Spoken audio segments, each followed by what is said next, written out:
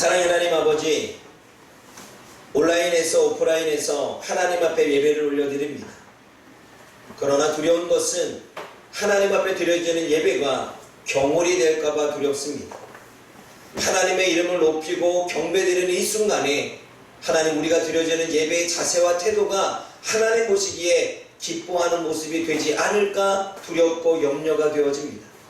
그럼에도 불구하고 그동안의 파주목양교회 성도들을 훈련시키셨고 하나님에 대한 예배의 중요성을 하나님이 가르쳐 주셨기에 이 시간만큼 온라인에서든 오프라인에서든 하나님 앞에 온 마음과 정성과 뜻과 힘을 다하여 드리는 줄 믿습니다. 예배의 구경꾼이 아니라 예배의 참여자로, 예배의 유튜브를 확인하는 자가 아니라 예배에 참여하여 함께 말씀을 듣고 함께 찬양하는 하나님 예배자로서의 모습으로 주님 앞에 나아가는 이 시간이 되게 하여 주옵소서. 특별히 하나님의 말씀이 증거되어질 때 하나님의 뜻이 온전히 증거되어질 수 있도록 도와주시고 그 말씀 안에 하나님의 귀한 뜻들을 깨달아갈 수 있도록 하나님 이 시간 함께하여 주옵소서. 예수님의 이름으로 감사하며 기도드립니다. 아멘. 우리가 계속해서 아브라함의 가정, 아브라함과 그리고 이삭을 이어서 그리고 야곱을 이어 그리고 요셉까지 그 가문이 어떻게 신앙생활의 모습을, 왜냐하면 아브라함은 믿음의 가족의 처음 모델이었습니다. 그리고 그 가정은 모델의 가정이었고 그리고 믿음이 어떻게 계승되어 가는지가 있기 때문에 너무나 중요합니다. 여러분, 아브라함은 우리의 믿음의 조상입니다. 그 아브라함이 어떻게 믿음을 계승해 왔고 그 믿음이 지금까지 우리들에게 전해왔는지, 그들의 가정과 그들의 삶과 그들의 모습을 통해서 우리의 믿음을 되돌아보는 것은 너무나 중요합니다. 그래서 우리가 지금 창세기를 보고 있지만 창세기 안에는 믿음의 시작과 믿음의 갈등과 믿음의 성장과 믿음의 성숙함이 모든 것이 드러나 있음을, 믿음으로 시작했다가 오히려 믿음이 없는 자로 전락돼 버리는, 믿음으로 적게 시작했지만 실수가 있었지만 믿음이 온전히 성숙되어지고 성장되어지는 한 가정의 모습들을 우리가 볼 수 있습니다. 그래서 여러분, 오늘 본문의 말씀을 통해 우리가 아브라함의 신앙, 이삭의 신앙, 그리고 야곱과 에서의 신앙을 한번 되돌아볼 필요성은 있습니다. 아브라함의 시작은, 신앙의 시작은 실수와 허물이 많았지. 여러분, 아브라함이 믿음의 시작이었지만 말씀을 따라 순종하며 하나님의 길을 걸어왔지만 중간중간에 두려움 때문에 또한 세상에 대한 여러 가지 갈등 때문에 온전한 판단을 내리지 못하고 실수하고 자신의 허물을 드러내고 자신의 죄들을 보여주는 것을 보여줍니다. 그러나 아브라함의 끝은 자신의 아들 이삭까지 하나님 앞에 드릴 수 있는 믿음의 단계로 온전하게 성숙되어 있는 것을 우리가 보게 되어집니다. 그러나 이삭은 어떠합니까? 여러분, 이삭의 시작의 믿음은 아버지의 믿음을 계승받아 아버지가 이삭을 죽이려고 했을 때 아버지의 뜻대로 하십시오라고 자신을 드릴 수 있는 신앙이었습니다. 그러나 우리가 얼마 전에 살펴본 것처럼 아브라함의 말년의 끝의 신앙은 분별할 수 없는, 가정의 방관자로 있는, 자녀들에게 전혀 관심이 없는, 눈이 흐려서 전혀 하나님의 뜻과 하나님의 말씀을 분별하지 못하는 그러한 신앙인으로 전락되어져 있습니다. 출발은 좋았지만 뒤끝이 하나님의 뜻을 깨닫지 못하는 자로 신앙을 마무리하는 것을 보게 되어지죠. 야곱의 신앙은 어떻습니까? 우리가 알다시피 야곱의 신앙은 이기적인 사람이었고 자기밖에 모르는 사람이었고 자기가 주어가 되어져서 자신의 이득이라면 물불을 가리지 않는 그러한 신앙인이었습니다. 그러나 그의 끝은 나중에 바로왕을 통해서 고백되어지듯 험악한 세월을 세웠지만 그 세월 속에서도 믿음을 지켜나갔고 오늘 본문의 말씀에 하나님을 만나는 순간 조금씩 변화되어지는 야곱의 신앙을 보게 되어집니다. 처음에는 사기꾼이었고 처음에는 자기밖에 모르는 이기적인 사람이었지만 어느 순간 하나님을 만남으로 인해서 이기적인 마음이 변화되어지고 함께 어울러서 험악한 세월 속에서도 믿음의 신앙을 지킬 수 있는 사람으로 신앙이 세워지고 있는 것을 보게 되어집니다. 에서의 신앙은 어떻습니까? 에서는 처음부터 하나님에 대한 관심이 없었습니다.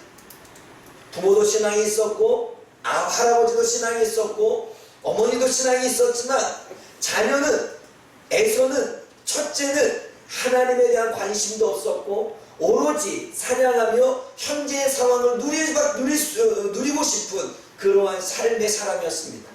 에서는 하나님도 관심이 없었고 신앙에 대한 관심이 없었고 자신이 어떻게 즐기는 것에만 관심이 있었습니다. 그러나 그의 끝은 여전히 하나님에 대한 관심이 없습니다. 여전히 하나님에 대해서 집중하지 않습니다.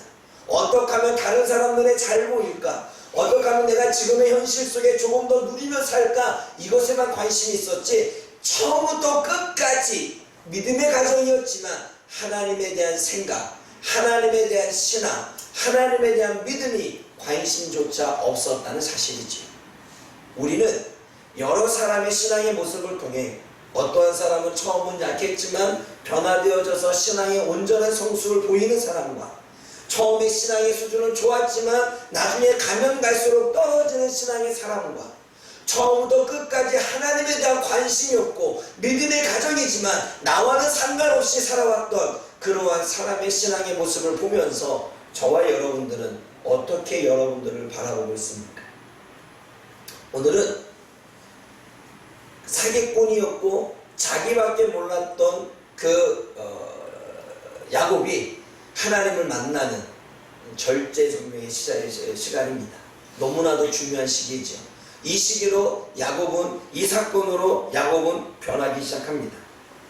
야곱은 지금 오늘 본문의 말씀에 본적이라고 하는 단어가 계속 이어졌지요.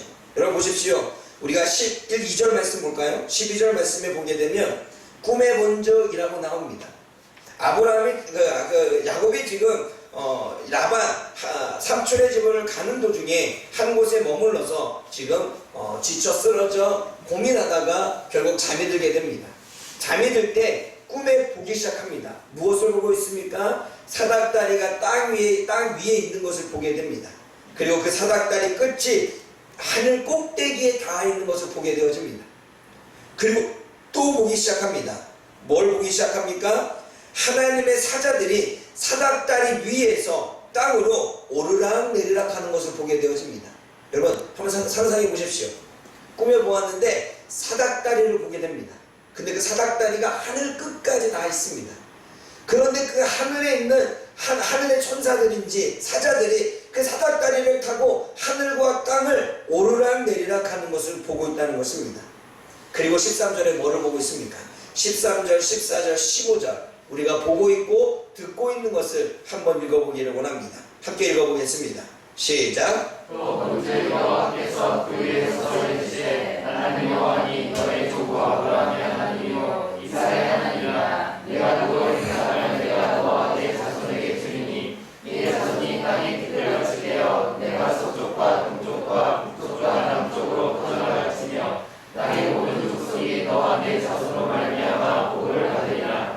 내가 너와 함께 있어 내가 어디로 가든지 너를 지키며 너를 이끌어 이 땅으로 돌아오게 할지라. 내가 내게 허락한 것을 다 이루기까지 너를 떠나지 아니하리라. 여러분 본문을 보게 되면 상상해 보십시오. 사닥다리가 보입니다. 근데 그 사닥다리 끝이 하늘에 닿아 있습니다. 그리고 하늘에 닿아 있는 그 사닥다리를 통해서 하나님의 사자들, 천사들이라 볼 수 있겠죠. 오르락 내리락 하는 걸 봅니다. 그러더니 하늘에서 하나님이 내려오셔서 사닥다리에 서서 지금 야곱에게 말씀을 하고 있습니다. 무슨 말씀을 하고 있습니까? 요약하면 이렇습니다. 나는 여호와라. 나는 너의 할아버지 아브라함과 너의 아버지 이삭의 하나님이라. 내가 누워있는 땅을 내가 너와 자손에게 주리라. 내 자손이 땅에 퍼져나가 땅의 모든 족속이 복을 받을 것이다. 내가 너와 함께 있어 네가 어디를 가든지 내가 지킬 것이고 너를 이끌어서 돌아오게 할 것이다. 내가 허락한 것을 이루기까지 너를 떠나지 아니하리라. 이렇게 말씀하십니다. 하나님이 내려오셔서 그 사닥다리를 타고 내려오셔서 중간에 서서 야곱에게 말씀을 하고 있습니다. 내가 하나님이라는 거예요. 너의 할아버지가 믿었던, 너의 할아버지 아브라함이 믿었던 그 하나님이 나라는 거예요. 너희 아버지가 그래도 신앙이 있을 때 말씀해 주셨던 그 하나님이 나라는 거예요. 그가 믿었던 하나님, 그들이 믿었던 하나님, 바로 내가 여호와 하나님이다, 이렇게 이야기를 하고 있습니다. 그러면서 아브라함과 했던 약속을 그대로 야곱에게 하는 것을 보게 되어지죠. 여러분, 여기서 우리가 몇 가지 요약의 말씀을 통해서 한번 좀 생각해 봐야 됩니다. 하나님은 나는 나다라고 말씀하십니다. 나는 여호와다. 여러분, 여호와라고 하는 뜻은 우리가 출애굽기에 보듯이 나는 나다, 나는 여호와야, 나는 스스로 있는 자야, 나는 만들어지지 않았어, 누가 나를 만들지도 않았어, 내가 오히려 세상을 만들었고 내가 세상을 창조했어, 세상이 만들어지기 전에 나는 이미 존재했어, 나는 나야, 나는 여호와야, 나는 스스로 존재하는 자야, 이렇게 말씀하는 거예요. 지금 아마 야곱은 오래전 신앙부터 물려왔고 그 시대에 이방인들이 섬기고 있었던 여러 가지 우상들을 접해 있었겠지요. 그리고 고민했겠지요. 여러분, 생각이 많은, 내가 볼 때는 야곱이 호기심이 많습니다. 호기심이 많으면 궁금한 것도 많겠죠. 궁금한 게 많으면 여러 가지 질문들을 했을 것입니다. 아마 자기 스스로가 답을 찾고자 철학적인 사고, 인문학적인 사고를 했겠지요. 뒤에 설명하겠지만 그는 고민했습니다. 저들이 섬기는 게 하나님일까? 하나님은 하나님에 대해서 이야기하시고, 아버지들과 할아버지는 하나님을 섬겼는데 그 하나님은 보이지 않아. 부모님들이 하나님에 대해서 이야기하고 있고 주변에 많은 사람들이 하나님에 대해서 이야기하고 있는데 나는 그 하나님을 만난 적도 없고 경험한 적도 없고 그 하나님의 음성을 들은 적도 없어. 근데 그 하나님이 존재해? 그러면 저 이방인들이 섬기고 있는 저 우상들이 하나님일까? 나름 여러 가지 고민들이 있을 것입니다. 그때 하나님은 내려오시자마자 야곱에게 말합니다. 나는 나다. 나는 네가 궁금해한 그 하나님이다. 네가 궁금해했던 그 할아버지가 믿었던 하나님, 그 아버지가 믿었던 하나님, 네가 계속 조상 대대로 들려왔던 그 하나님이 바로 나다 라고 이야기를 하고 있는 것입니다. 네가 궁금한 그 하나님은 살아있고 버젓이 네 앞에 있고 네가 지금 꿈에서라도 그 이야기를 듣고 있다. 그냥 꿈속에 있는 허황된, 내가 세상에 말하고 있는, 세상에 섬기고 있는 그런 우상이 아니라 나는 스스로 존재하는, 나는 너희 할아버지 조상 대대로 믿고 있는 나는 그 하나님, 나는 세상을 창조했고 세상을 창조하기 전에 이미 존재하고 있는 나는 나는 여호와, 나는 그 하나님이야 라고 그 정체성을 이야기하고 있는 줄 믿습니다. 여러분, 중고등부 수련회 때 제가 이번에 좀 특별하게 했습니다. 뭘 했냐면, 말씀을 전할 때마다 애들이 좋으니까 애들한테 궁금한 점을 질문하면 내가 그것에 대한 답변을 하겠다라고 이야기했어요. 많은 질문들이 있더라고요. 근데 대부분의 질문들이 목사님의 사생활을 파헤치는 거예요. 도대체 내가 전체적인 질문에서 과학이면 과학, 신앙이면 신앙, 사회면 사회, 정치면 정치, 경제면 경제, 다방면에 내가 아는 대로 내가 설명해 주겠다라고 했는데 우리 박민수 간사님이 전달을 잘못했는지 오로지 목사님의 사생활을 파헤치는 거예요. 내가 그거 보면서 좀 걸러냈죠. 그런데 그 중에 아이들이 고민이 있죠. 정말 하나님은 살아계십니까? 아이들 고민에 이런 것도 있더라고요. 야동은 왜 보면 안 될까요? 그리고 여러 가지 부분들이 있을 때 하나하나 질문을 했죠. 여러분, 아이들이 지금의 중고등 학생들이 많은 고민과 많은 질문을 가진 것처럼 야곱 또한 많은 고민과 질문을 가지고 있었을 것입니다. 특별히 신앙에 대해서. 아브라함도 하나님의 신앙을 이야기했고 이삭도 하나님에 대한 신앙을 이야기했고 지금의 우리 믿음의 부모님들도 자녀들에게 하나님의 존재에 대한 신앙을 분명히 이야기했을 것입니다. 그런데 애들은 만난 적도 없고 음성을 들은 적도 없고 그 하나님을 살아계신 조차 알지 못합니다. 그때 그런 고민된 야곱에게 하나님은 나타나십니다. 꿈을 통해 나타나십니다. 야곱아, 나는 나야. 네가 고민한, 네가 만나보고 싶은, 네가 음성을 듣고 싶은 그 하나님이 바로 나야. 너무나 중요한 이야기입니다. 야곱은 지금 하나님을 만났습니다. 하나님에 대한 존재를 의심했고, 정말 하나님은 살아계시는가 의심했고, 이방인들이 믿는 그들이 하나님인가 고민했고 갈등했고, 정말 나는 이대로 내가 믿는 신이 제대로 믿는 신인가, 여러 가지 생각들이 몰려올 때 그 몰려왔던 생각을 가지고 살아가고 있는데, 하나님은 어느 순간 어느 때에 주님께서는 나타나셔서 야곱에게 네가 믿는 하나님은 나야 라고 말씀하고 있다는 것입니다. 그 뒤부터 야곱의 신앙은 바뀝니다. 그 뒤부터 야곱의 생각도 바뀝니다. 물론 예전에 성품이 나오기도 하지만 조금씩 변화되어지는 야곱의 모습을 보게 되어지지요. 사랑하는 여러분, 그러므로 하나님을 만나는 것은 너무나 중요한 일입니다. 아멘? 아멘? 또 이야기합니다. 나는 너의 조상이 믿는 하나님이야. 관계성을 말합니다. 하나님과 야곱은 관계가 없는 분이 아니라는 거예요. 여러분, 또 우리가 요즘에 많은 사람들이 이런 질문합니다. 특별히 청년들과 제가 다닐 때에도 이런 질문 많이 했습니다. 도대체 이스라엘의 신이 내가 믿는 하나님과 무슨 관계가 있는지, 그들이 믿고 있는 신을 왜 우리가 믿어야 되는지, 그들의 역사가 왜 우리들의 역사 속에 들어와야 되는지 물음표인 것입니다. 관계성. 하나님은 이스라엘 백성들과만 관계하는 것이 아니라 하나님은 이 땅의 모든 믿음의 사람들과 관계성을 갖고 계시는 줄 믿습니다. 하나님은 이 세상의 하나님, 믿는 사람들은 하나님의 백성인 줄 믿습니다. 그러므로 아브라함의 하나님은 곧 이삭의 하나님이고, 이삭의 하나님은 곧 야곱의 하나님인 줄 믿습니다.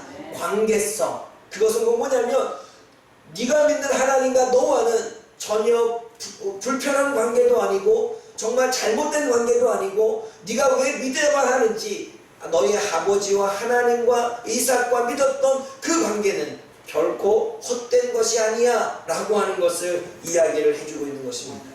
사랑하는 여러분, 이스라엘이 믿었던 하나님, 그리고 이스라엘 역사 속에 나타났던 하나님은 저와 여러분들과 관계없는 분이 아니라 믿음으로 얽혀진, 예수 그리스도의 피로 얽혀진, 하나님의 생명과 은혜로 얽혀진 관계가 있는 우리의 아버지시고 우리의 하나님이시고 우리의 창조주인 줄 믿습니다. 이 관계성을 알아야 우리는 그 하나님을 섬길 수 있는 거예요. 여러분 보세요. 하나님과 나와 관계가 없다면 우리는 하나님을 섬길 이유가 없습니다. 하나님이 나의 구원과 관계가 없다면 우리는 하나님을 믿을 이유도 없습니다. 그래 안 그래요? 그러므로 그분은 나와 어떠한 관계이냐를 우리가 생각해 봐야 됩니다. 그것은 뗄래야 뗄 수 없는 관계, 정말 나의 구원에 지극히 필요한 관계, 그리고 예수 그리스도의 핏값으로 얽혀진 관계, 주님은 아버지시고 우리는 아들인 관계, 이러한 관계성이 되어졌을 때 우리는 비로소 하나님을 온전히 섬길 수가 있는 것입니다. 여러분, 왜 지금의 우리의 자녀들이, 그리고 지금의 왜 믿음의 사람들이 하나님을 섬기지 못하는지 아십니까? 이 관계를 모르기 때문에 그래요. 내 부모님이 믿는 믿음의 신앙이지 나와는 관계없잖아요. 내 아버지가 믿고 내 어머니가 믿는 하나님이지 내가 믿는 하나님은 아니야. 내가 알고 있는 신은 아니야. 그런데 그 신이, 내가 믿는 바로 그 신이, 세상에 존재하는 유일하신 그 신이 하나님이라고 우리가 나와 관계를 맺기 시작한다면 그분을 섬기는 것도, 그분을 온전히 예배하는 것도, 그분 앞에 헌신하는 것도 가능한 일입니다. 그러나 그분을 향한 나와의 관계가 우리가 온전해지지 않으니까 예배를 드리는 것도, 그분을 위해 헌신하는 것도, 그분을 위해 예물을 드리는 것도, 그분을 위해 순종하는 것도 이루어지지 않는 거예요. 관계성입니다. 사랑하는 여러분, 저와 여러분들과 하나님은 어떠한 관계이십니까? 하나님을 믿고 있고 지금 이 자리에 나와서 예배를 드리고 있고, 그리고 가정에서 힘들게 유튜브를 바라보면서 예배를 드리고 있는 여러분들은 과연 하나님과 어떠한 관계를 맺고 있습니까? 구원을 받고자 원하고, 하나님 앞에 은혜를 받고자 원하고, 창조주신 하나님이 우리의 삶 가운데 복을 내려주시고 성공하기를 원하는데, 그러한 관계는 원하지만 내가 하나님을 예배하고 하나님 앞에 온전히 섬기고 그분의 말씀에 순종하고 그분의 나라에 내가 모든 것들을 투자할 수 있는 그러한 관계성은 갖지 않는다면 여러분 그것은 무슨 관계입니까? 사랑하는 여러분, 관계성은 뗄래야 뗄 수 없는 관계입니다. 이미 우리는 예수 그리스도를 믿고 하나님을 믿는 순간 그 예수님의 피로 우리와 하나님의 관계가 혈연관계가 되어지고 영적인 가족관계가 되어지고 그분의 피 때문에 우리가 구원을 받을 수 있는 하나님의 백성, 하나님의 자녀, 우리가 하나님의 아들, 하나님의 딸들이 되어진 줄 믿습니다. 이러한 관계가 되어졌기 때문에 우리가 구원을 받을 수 있는 거고 이러한 관계가 되어졌기 때문에 예수 그리스도의 피가 우리들에게 효력을 나타내 주는 것입니다. 그러므로 관계는 너무나 중요합니다. 여러분 한번 생각해 보십시오. 여러분들의 자녀들은 내 아들과 내 딸들과 내 부모와 내 남편과 내 아내와 관계성이 있기 때문에 조금이나마 더 주려고 하고 도와주려고 하고 보살피려고 할 것입니다. 그러나 옆집에 있는 사람은 나랑 관계가 이루어지지 않습니다. 그냥 이웃 사촌이기 때문에 뭐 음식은 나눠줄 줄 있겠지만 지극히 모든 삶에 개입해서 도움을 주거나 하지는 않을 것입니다. 왜요? 관계성의 문제입니다. 하나님과 저와 여러분의 관계를 제대로 믿는다면, 하나님과 관계를 저와 여러분들이 제대로 맺고 나아간다면, 하나님이 우리의 하나님이시고 우리는 하나님의 자녀이고 하나님은 우리들의 왕이시고 우리는 하나님의 백성이시고 하나님은 우리의 삶을 이끄시는 목자이며 우리는 그분의 양이라면, 그분은 우리의 구원자시고 우리는 그분의 구원받는 백성이라면, 그러한 관계가 되어졌을 때 비로소 하나님의 은혜가, 비로소 하나님의 축복이 우리들에게 주어지는 것입니다. 아멘? 아멘. 우리가 아버지로 여기지 않는데, 우리가 왕으로 여기지 않는데, 우리가 목자로서 우리의 삶을 인도하시는 목자 지도자로 여기지 않는데 어떻게 그분이 우리들의 삶에 개입하여 우리들에게 필요한 것들을, 은혜들을, 축복들을, 복들을 우리를 삶의 모든 과정 속에 개입하여 역사하여 주실까요? 기억하십시오. 하나님과 관계를 맺은 자에게 진정한 하나님의 은혜는 임하게 되어 있습니다. 나와 하나님의 관계를 바로 정립해서 나의 아버지로, 나의 왕으로, 그리고 내가 섬길 자로, 그리고 나의 목자로, 나의 구원자로 여길 때 그것이 진정한 나의 삶의 효력을 나타나게 되는 것입니다. 아멘? 그러므로 관계성은 중요합니다. 여러분들은 하나님을 여러분들의 삶에 어떻게 생각하십니까? 하나님과의 관계를 바로 맺어갈 수 있기를 주님의 이름으로 부탁을 드립니다. 또 믿음의 자손으로 천한 만민에게 복을 얻는다라고 말씀하십니다. 이것은 믿음이 전파되어져도 전도가 되어져서 구원을 얻겠다라고 하는 복을 이야기하겠죠. 지금 하나님이 약속한 복은 미래의 복입니다. 그래 안 그래요? 그리고 하나님이 약속한 복은 영적인 복입니다. 믿음이라고 하는, 믿음을 줘서 구원시켜서 영원한 생명을 주겠다라고 하는 그 약속입니다. 볼까요? 다시 한번 읽어봅니다. 여러분 14절 말씀 읽어봅니다.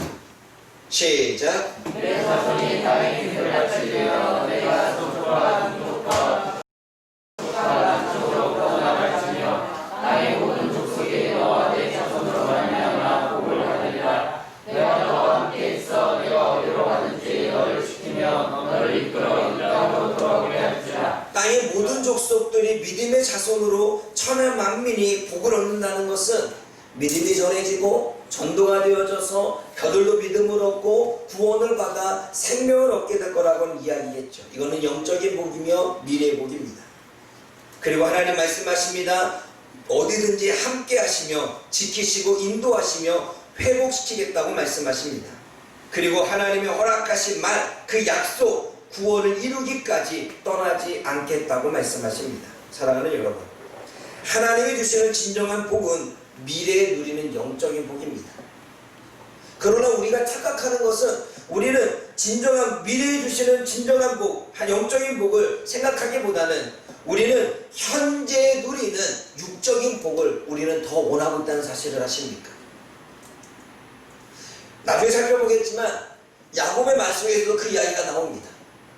하나님은 지금 미래의 영적인 복을 약속하고 있지만 야곱은 지금 현재의 육적인 복을 이야기하고 있다는 사실이에요.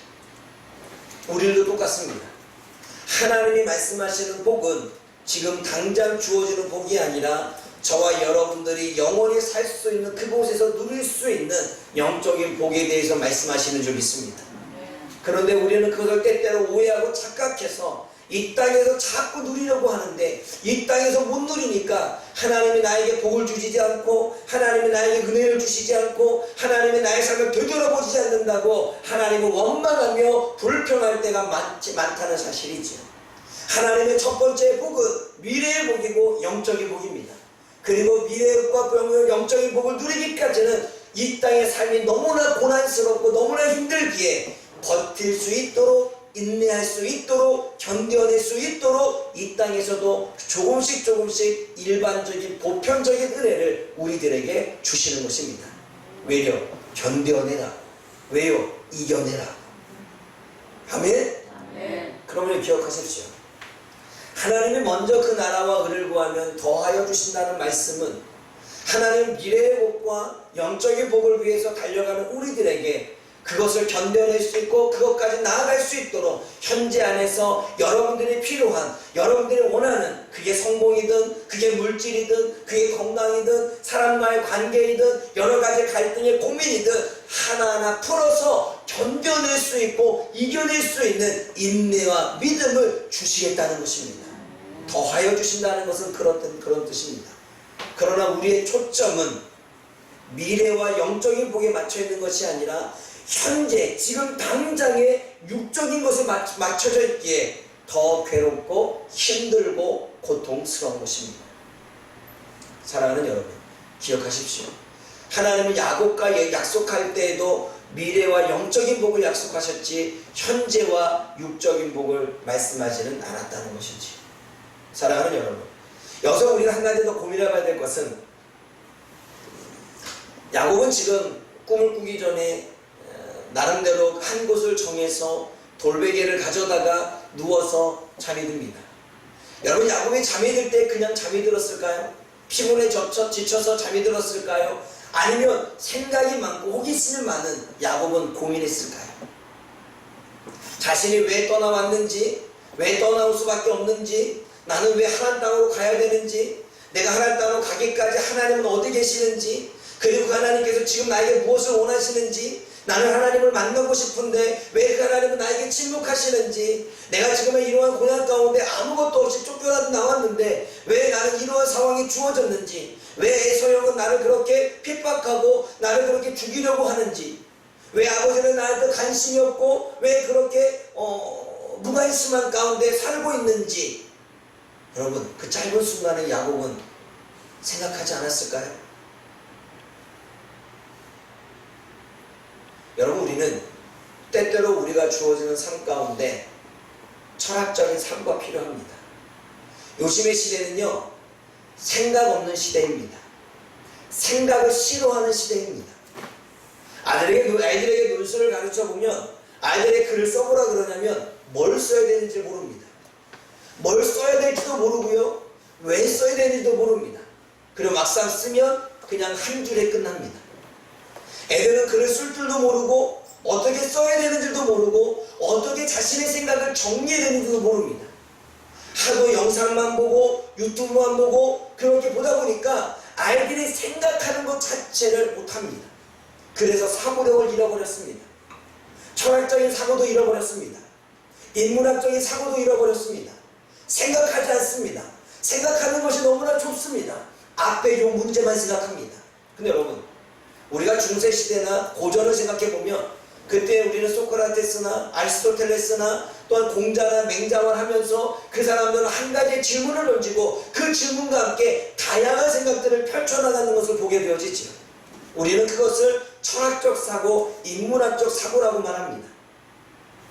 그러나 요즘에는요, 내 삶의 문제가 딱 닥치면 그것을 생각해보고 고민해보고 문제 해결을 위해서 조금 더 다양한 방법으로 생각해보는 것이 아니라 그냥 생각해보지 않고 그냥 피해버리거나 그냥 너 머리가 갑자기 복잡해져 라고 그냥 버려버리거나 막 머리가 터질 것 같아 그래서 그냥 말아버리는 거예요.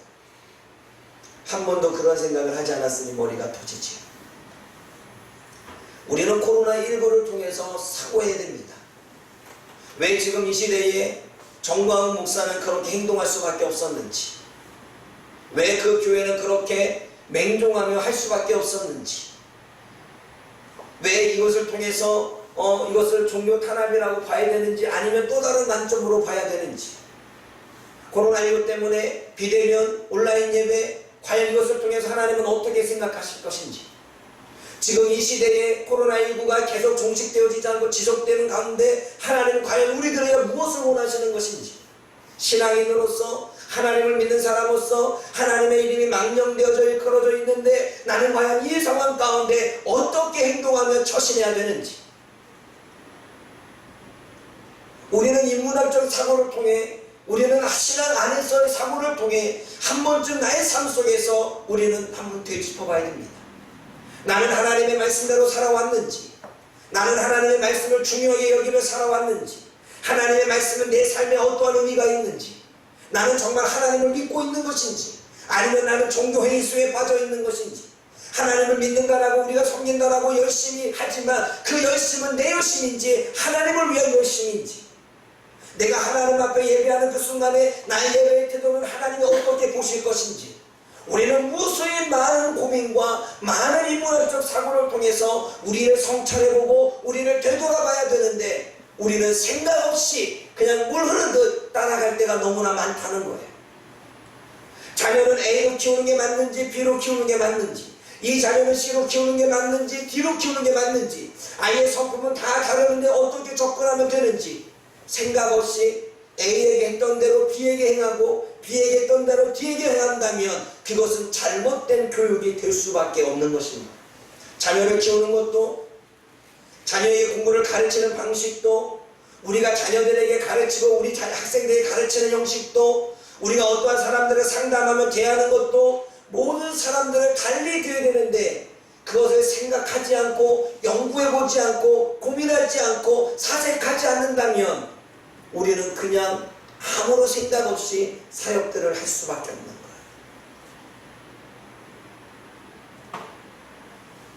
사랑하는 여러분, 저와 여러분들은 주어지는 삶에서 생각하며 신앙생활 하십니까? 생각 없이 신앙생활 하십니까? 지금 인터넷에 떠들고 있는 여러 교회들이 생각하며 신앙생활 했다면 그들은 행동이 달랐을 것입니다. 결단하는 것도 선택하는 것도 달랐을 것입니다. 그러나 생각하지 않고 하나님의 말씀의 가치관을 가지고 사고하지 않고 하나님 말씀하셨던 인문학적 사고로 사람들과 어떻게 관계해야 되는지 생각해보지 않았기에 그들은 그렇게 자기 중심적으로 살 수밖에 없었던 것입니다. 야곱은 생각을 했지만 말씀을 몰랐고 말씀의 기준을 몰랐기에 자기 중심적인 신앙생활, 자기 중심적인 삶을 살았겠죠. 그러나 하나님이 이제는 가르쳐 주시고 말씀해 주면서 야곱이 점점점 변하는 것을 우리가 보게 되어집니다. 사랑하는 여러분, 생각 없이 신앙생활 하지 맙시다. 생각 없이 여러분의 삶을 살아가지 맙시다. 주방 일을 할 때에도, 빨래를 할 때에도, 이불을 갤 때에도, 이불을 정리할 때에도, 청소할 때에도, 또는 아이들의 교육을 가르칠 때에도 우리가 생각 없이 하는 게 아니라 내가 해왔던 습관을 해오는 것이 아니라 거기에 우리는 조금 더 생각하고 하나님의 말씀의 가치관으로 하나님의 생각으로 나아간다면 어쩌면 저와 여러분의 삶에서는 다양한 변화들이 일어날 것입니다. 하나님의 말씀을 들었지만 생각 없이 살기에 삶에서는 변화가 일어나지 않는 거예요.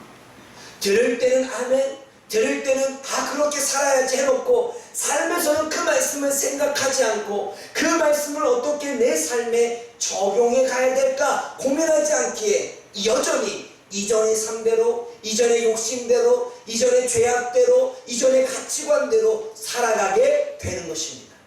그게 생각 없는 신앙인의 모습이지요.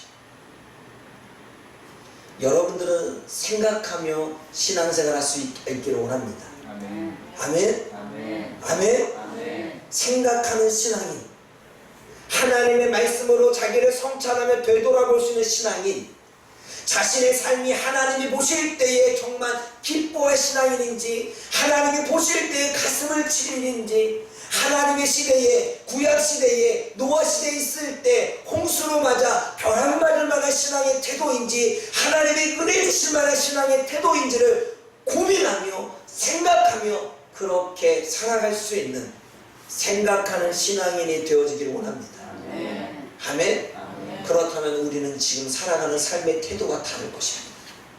하나님을 믿고 나아가는 우리들의 삶의 여러 가지 행동들이 다를 것입니다. 직장에서 생활할 때나 가정에 돌아와서 생활할 때나 누구를 만날 때든지 우리의 태도는 전혀 달라질 것입니다. 여러분 기억하십시오. 노아 시대 때 여러분들이 살았다면 구원받은 8명 중에 있을까요? 아니면 심판받은 사람들 가운데 있을까요? 소돔과 고모라 시대에 여러분들이 살고 있었다면 여러분들이 하나님이 구원한 롯의 가족들 외에 여러분들 우리 가족들처럼 구원을 받았을까요? 아니면 소돔과 고모라의 백성들처럼 심판 가운데 있었을까요?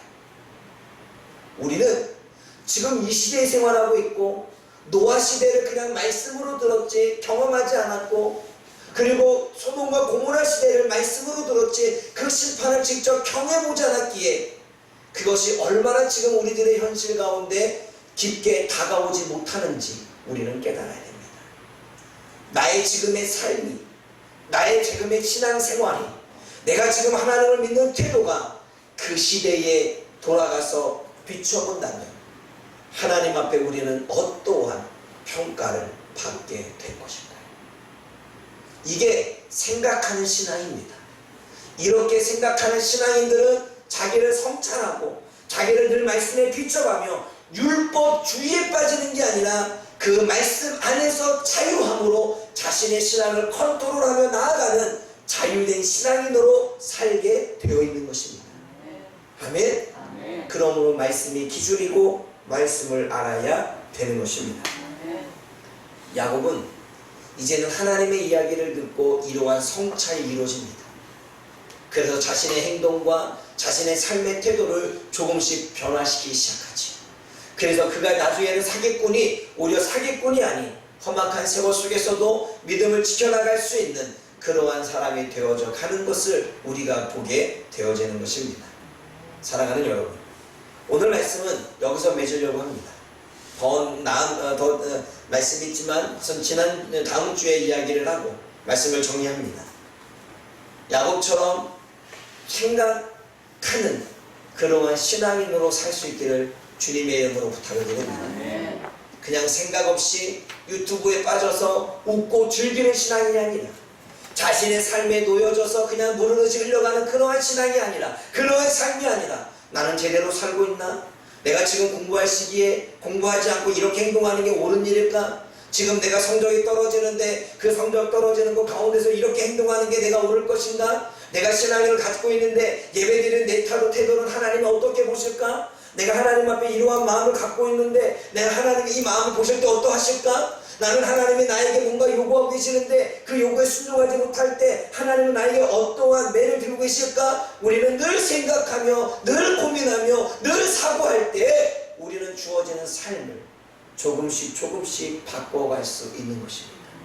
인문학적 사고, 생각하는 신앙인이 되어지기를 주님의 이름 부탁을 드립니다. 또한 뿐만 아니라 앞에서 이야기한 것처럼 우리는 하나님과 나와의 관계성을 우리는 반드시 정립해야 됩니다. 하나님은 왕이고 우리는 백성입니다. 하나님은 창조주시며 우리는 피조물입니다. 하나님은 우리의 아버지시고 우리는 그분의 자녀입니다. 하나님은 우리의 삶을 인도하시는 목자이시며 우리는 그분의 인도를 받는 양입니다. 그분은 우리를 죄 가운데서 구원하신 구원자이시며 우리는 죄 가운데서 구원받은 하나님의 백성인 줄 믿습니다. 이러한 관계성을 반드시 정립하고 여러분들이 하나님을 믿을 때에 하나님의 은혜가, 하나님의 축복이 저와 여러분들의 관계성을 타고 임하게 되는 줄 믿습니다. 기억하십시오. 다음 주도 연이어 이야기하겠지만 하나님은 미래에 주어질, 미래에 누릴 영적인 복에 대해서 말씀하십니다. 그러나 우리는 그것을 생각하지 않고 현재를 살고 있기에 현재에 누리고 싶은 육적인 복만을 원하는 기복적인 신앙을 우리는 살고 있습니다. 여러분들은 기복적인 신앙으로 살고 있습니까? 아니면 더 나은 가치가 있는 영적인 복을 위해 달려가십니까? 기복신앙은 기복적인 지금 당장의 물질, 당장의 건강, 당장의 나의 문제, 당장의 나의 사건이 해결되지 않으면 믿음이 늘 흔들립니다. 늘 갈등합니다. 왜요? 현실만 바라보기 때문입니다. 그러나 미래의 복을 생각하는 사람은, 그리고 미래에 누릴 영적인 은혜를 생각하는 사람은 내가 지금 고난이 오고 지금 현실이 내 맘대로 되어지지 않고 지금 여러가지 힘든 일이 다가온다 할지라도 이미 나는 구원을 받은 것에 대한 감사와 함께 그래도 현재 최선을 다하여 하나님 앞에 인내하며 믿음과 신앙을 보여주게 되어 있는 것입니다. 현실을 믿는 신앙과 미래를 믿는 신앙은 다릅니다. 육적인 신앙과 영적인 신앙은 다른 것입니다. 사랑하는 여러분, 하나님은 성경을 통하여 늘 우리들에게 영적인 신앙에 대해서 말씀하십니다. 그러나 우리는 늘 육에 매여 있죠. 여러분, 이제는 기복신앙에서 좀 벗어납시다. 기복신앙 여러분들이 원하는 것을 받고 싶어도 하나님이 주시면 가능하지 않습니까? 그러면 저 같으면 하나님께 잘 보이겠어. 사도 바울이 나는 하나님께 잘 보이기 위해서 내가 세상에 유익으로 여겼고 쾌락을 여겼던 거 다 버린다. 그래서 하나님 앞에 내가 빛처럼 발견되기를 원한다. 그랬을 때에 사도 바울이 그렇게 영적인 것을 추구하며 살 때에 하나님의 육적인 은혜까지 허락하셨다는 사실이죠. 이게 지혜로운 것입니다. 여러분, 좀 육적인 거 버리십시오. 지금 현실에 자꾸 우리가 땡긴다고 해도 하나님이 허락하지 않고 하나님이 그것을 막으시면 우리는 누릴 수 없습니다. 그러나 우리가 하나님을 생각하고 하나님의 나라를 생각하고 우리가 영적인 신앙을 생각해서 그렇게 집중하고 나아가게 되면 지금의 현실의 문제들은 희한하게 내가 기도하지 않아도 하나님이 풀어주시고 해결해 주시는 것을 경험하게 되는 것입니다. 아멘. 현실에서 벗어납시다. 아멘. 육적인 생각에서 벗어납시다. 더 나은 미래를 향해, 더 나은 가치 있는 것을 향해 지금의 여러분들의 신앙과 여러분의 삶과 여러분의 가지고 있는 재능과 여러분의 모든 것들을 불태울 수 있기를 주님의 이름 부탁을 드립니다. 그때 여러분들에게 지금 있는 그 문제는, 여러분들이 갈등하고 있는 그 갈등은, 여러분들이 고민하고 있는 그 고민은, 여러분들이 하나님 앞에 간절히 원하는 것들은 반드시 하나님이 이루어 주실 것입니다. 그러한 믿음이, 그러한 믿음으로 살아가는 삶이 하나님의 은혜를 구할 수 있다는 사실을 저와 여러분들이 깨달을 수 있기를 주님의 이름으로 부탁을 드립니다. 기도하겠습니다. 사랑의 하나님 아버지, 참으로 감사를 드립니다. 오늘은 온라인에서 오프라인에서 함께 하나님 앞에 예배 올려드리며 우리의 마음을 드립니다. 하나님, 하나님의 말씀을 통해 우리가 무엇을 깨닫고 또한 무엇을 우리의 삶에 적용하며 살아가야 될지를 하나님 알게 하여 주옵소서. 하나님, 그동안에 우리는 너무나 생각 없이 살아올 때가 많습니다. 내가 생각 없이 살기에 지금 내가 멸망의 길로 가는지 아니면 성장의 길로 가는지 조차 분별하지 못하며 나아갈 때가 너무나 많습니다. 이 시대는 너무나도 어린아이에서부터 장년에 이르기까지 생각하지 않는, 생각하는 것을 싫어하는 그러한 세대가 되어져 버렸습니다. 그러나 주님, 우리는 하나님의 말씀을 기준으로 통해서 더 많은 생각을 하기를 원합니다. 생각하는 신앙, 생각하는 삶, 생각하는 공부, 그러므로 하나님 그 안에서 값진 것을 얻어낼 수 있는 파주목양교회 성도들이 되어지도록 역사하여 주옵소서. 뿐만 아니라 하나님과의 관계성을 바로 정립하여 내가 하나님과 어떠한 관계인지를 바로 맺고 그 관계성을 타고 하나님의 은혜가 주어진다는 사실을 우리가 깨닫게 하여 주옵소서. 하나님이 주시는 미래에 주시고 영적인 복이 있지만 우리는 현실에서 육적인 복만을 강구하고 있지는 않습니까? 그러한 믿음 어린 신앙을 버리고 더 나은 가치를 바라볼 줄 아는 하나님의 백성들이 되어지도록 도와주옵소서. 예수님의 이름으로 감사하며 기도드립니다. 아멘.